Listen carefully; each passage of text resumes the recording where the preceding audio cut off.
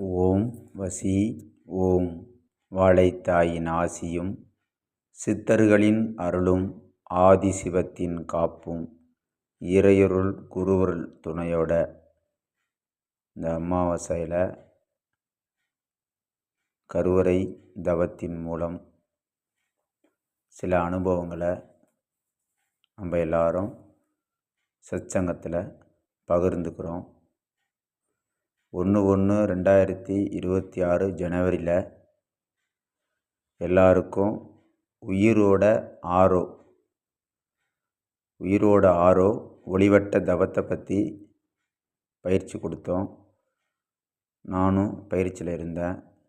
அதன் தொடர்ச்சியாக இந்த அமாவாசையில் உயிர் அதிலேருந்து வர்ற ஆரோ அதை பற்றி நம்ம தவம் பண்ணோம். அந்த ஆரோவை சுற்றி ஒளிவட்டத்தை பார்க்க சொன்னோம். அந்த ஒளிவட்டம்தான் ஆன்மான்னு எல்லாருக்கும் சொன்னோம்.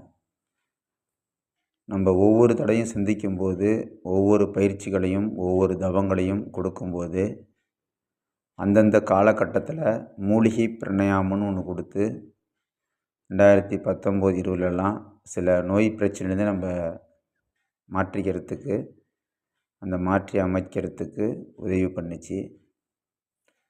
அதே போல் நமக்கு எதிர்கால நிகழ்வுகள் என்னன்னு தெரியாது.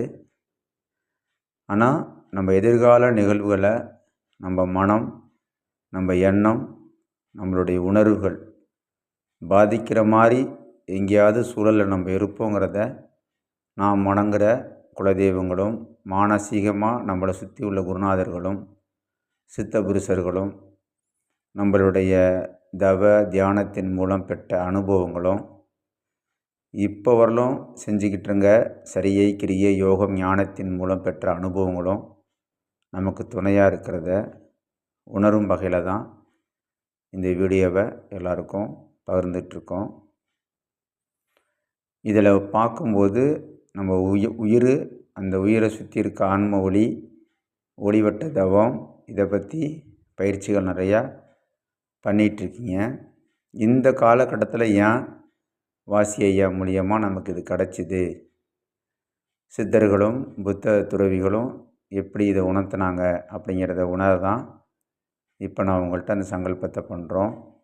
நல்ல கவனமாக இந்த தியானம் ஏன் பண்ணோம்னா, இப்போ உயிரையும் நம்ம ஆன்ம ஒளியையும் டிஸ்டர்ப் பண்ணுற மாதிரி அதோடைய உணர்வை புரிய முடியாத அளவுக்கு நம்மளை சுற்றி எங்கே நிகழ்வுகள் நடந்தாலும் அதிலேருந்து நம்ம விடுபட்டு, நான் ஆன்மா என்னுடைய உயிரில் இருக்க அந்த ஆரோவை உணர நான் இருக்கேன்னு நீங்கள் தீவிரமாக தவத்தை பண்ணணுங்கிறதுக்காக தான் இந்த மெசேஜ் இந்த அமாவாசையில் போடுறோம். என்னுடைய கருவறை தவத்தின் மூலம் நான் இப்போ உணர்ந்துட்டுருக்கதை நீங்களும் உணருங்க. இதே டைமில் உங்களோட உள்ளுணர்வை நல்லா முழுமையாக வச்சுக்குங்க. இரவு 11:45 12:45 அந்த தவங்களுடைய மேன்மை வெளிப்படும்.